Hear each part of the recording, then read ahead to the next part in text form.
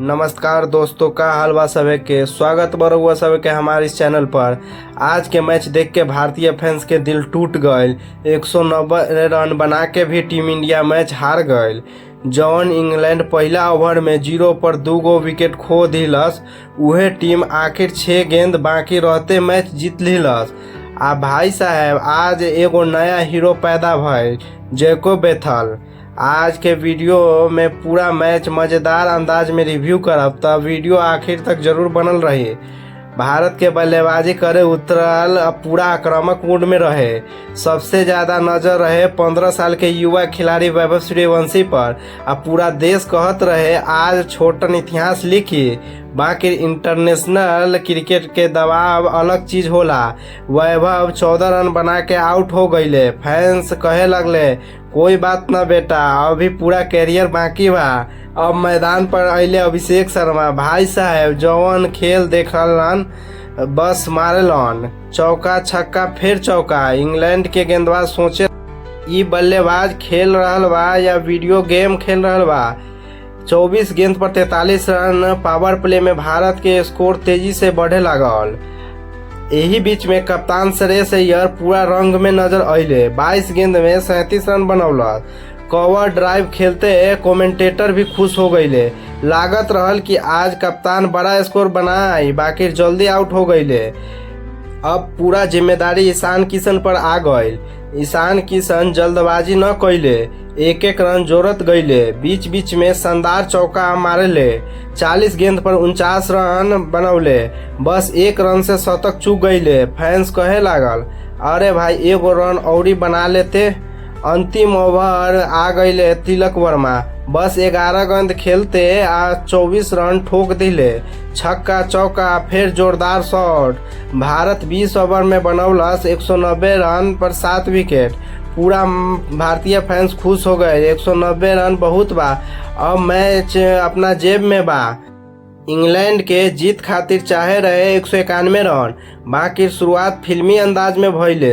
अक्षरदीप सिंह के डबल धमाका भइल। पहला ओवर में पहला झटका फील्ड शॉट और दूसरा झटका जोश बटलर भी 0 पर आउट। पूरा स्टेडियम शांत। भारत के फैंस खुशी से झूम उठले। सोशल मीडिया पर मीम शुरू। इंग्लैंड के इंटरनेट बंद हो गईल बा का। अब मैदान में अइले हैरी ब्रू। आ भाई अबते हमला शुरू।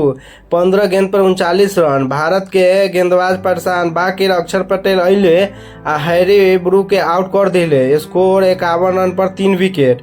ये समय तक मैच भारत के पकड़ में रहे। अब मैदान पर अइले जैकोब बेथल। शुरुआत धीरे धीरे कैले, फिर अचानक पूरा गियर बदल गईल। चौका छक्का फिर चौका। भारतीय गेंदबाज बस फील्डिंग बदलत रहे। बैथल के बल्ला आज रॉकेट बन गई रहे। दूसरा छोर से टॉम बॉन्टन भी शानदार साथ दिले। 39 रन बनवले। दोनों मिलके भारत के मैच धीरे धीरे छीने लगले। हर ओवर में रन आवे लगल। भारतीय फैंस टीवी के सामने कहे लगल भाई एगो विकेट गिरा दो, बाकी विकेट न गिरल। जैकोब बेथल आखिरी तक आउट न भइले। 46 गेंद पर 76 रन नवाद बनैले। इंग्लैंड 19 ओवर में 191 रन बना दिलस। 4 विकेट से 6 गेंद बाकी रहते जीत लेले। आ 5 मैच के सीरीज में 1-0 से बढ़त बना लिलस। मैच के हीरो जैकोब बेथल 76 रन 46 गेंद में बनौले आ मैन ऑफ द मैच भी रहले। भारत खातिर अभिषेक शर्मा 43 रन, ईशान किशन 49 रन, श्रेयस अय्यर 37 रन, तिलक वर्मा 24 रन बनौलस। गेंदबाजी में अक्षरदीप सिंह के शुरुआती 2 विकेट शानदार रहल।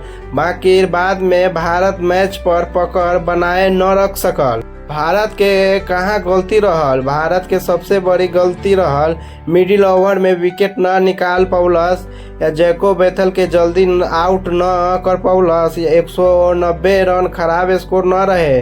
बाकी डेथ ओवर में गेंदबाजी कमजोर पड़ गई।